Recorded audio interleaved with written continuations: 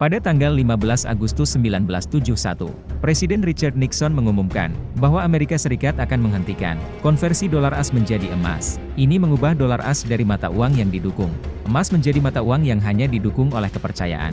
Dalam 5 tahun berikutnya, harga emas lebih dari 3 kali lipat, sementara nilai dolar as turun lebih dari 2/3. Keputusan ini menyebabkan inflasi yang sangat tinggi di AS selama 2 dekade, di mana harga-harga naik dengan persentase 2 digit setiap tahunnya, dan nilai dolar AS merosot di pasar internasional. Saat ini, kita kembali menghadapi inflasi yang sangat tinggi, sehingga wajar untuk bertanya, apakah menghentikan standar emas adalah kesalahan?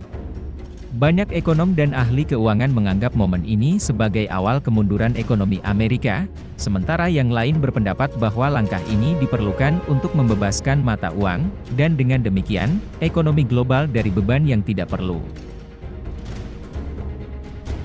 Setelah krisis keuangan global 2008, beberapa pembuat kebijakan kembali mengusulkan untuk mempertimbangkan kembalinya standar emas di Amerika. Dan saat dunia menghadapi ketidakpastian ekonomi lagi, ide ini tampaknya layak dipertimbangkan. Ini juga menjadi alasan bagus untuk memahami sejarah standar emas dan mengapa itu ditinggalkan, serta melihat beberapa kelebihan dan kekurangan yang seringkali diabaikan dalam perdebatan yang sangat kontroversial ini. Jadi, apa itu standar emas dan mengapa itu ditinggalkan? Apa kelebihan dan kekurangannya? Dan terakhir, apakah kembali ke standar emas bisa memperbaiki masalah ekonomi yang kita hadapi saat ini? Standar emas yang berlaku hingga 1971 pertama kali diperkenalkan pada tahun 1944 di akhir Perang Dunia Kedua dengan sistem Bretton Woods. Perjanjian Bretton Woods adalah sistem manajemen moneter yang dibuat untuk memudahkan hubungan keuangan antara Amerika Serikat dan sekutu-sekutunya. Sistem ini bekerja dengan membuat semua negara dalam sistem tersebut menukar mata uang mereka dengan dolar as, dan dolar as itu sendiri dapat ditukar dengan sejumlah emas. Hal ini secara tidak langsung membuat mata uang dari semua negara peserta didukung oleh emas, meskipun mereka tidak perlu menyimpan cadangan emas yang besar. Namun, dolar as sendiri tidak bisa ditukar langsung dengan emas di dalam negeri, hanya peserta asing yang bisa melakukannya, bukan warga Amerika biasa. Sistem ini berjalan dengan baik dan memungkinkan perdagangan global yang belum pernah terbayangkan sebelumnya. Namun, tentu saja ada masalah. Mata uang sebenarnya bertindak seperti peredam kejut dalam perdagangan internasional. Jika dibiarkan bergerak sendiri, nilainya akan naik dan turun sesuai dengan kondisi ekonomi yang diwakilinya. Jika ekonomi mengalami masa sulit, nilai mata uangnya akan turun di pasar valuta asing, yang akan membuat ekspor ekonomi tersebut lebih kompetitif secara global dan membantu industri domestik.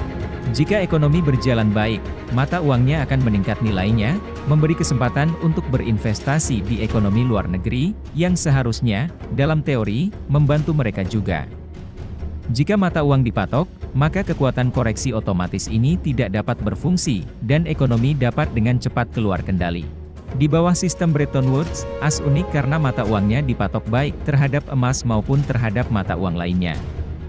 Jika as berjalan baik, mata uangnya seharusnya meningkat nilainya dalam model mengambang, tetapi dalam sistem patokan, hal ini tidak terjadi, dan negara-negara lain dapat memanfaatkan ini dengan menimbun dolar AS. Namun, ada masalah besar ketika situasi ini berbalik. Tingkat pinjaman yang tinggi untuk membiayai Perang Vietnam dan berbagai masalah domestik lainnya menyebabkan ekonomi AS tidak sehat menjelang akhir tahun 60-an. Biasanya, ini berarti nilai dolar AS akan turun, yang sebenarnya bisa membantu ekspor Amerika. Namun, dengan sistem patokan, hal ini tidak terjadi. Negara-negara Bretton Woods melihat bahwa dolar as terlalu tinggi nilainya dibandingkan seharusnya, jadi mereka memilih untuk menukar cadangan dolar mereka dengan emas fisik. Akibatnya, cadangan emas as menipis, dan as tidak punya cukup emas untuk menukarkan semua dolar yang ada. Akhirnya, keputusan diambil untuk menghentikan konversi dolar menjadi emas, yang kemudian diubah menjadi penghapusan standar emas sepenuhnya. Apakah ini kesalahan?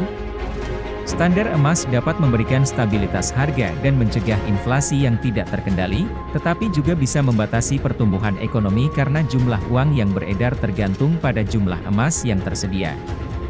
Dengan demikian, standar emas memiliki kelebihan dan kekurangan, dan penerapannya di dunia modern akan sangat sulit. Meskipun banyak orang merasa uang harus didukung oleh sesuatu yang nyata seperti emas, pada akhirnya nilai emas juga didasarkan pada kepercayaan manusia, sama seperti uang kertas.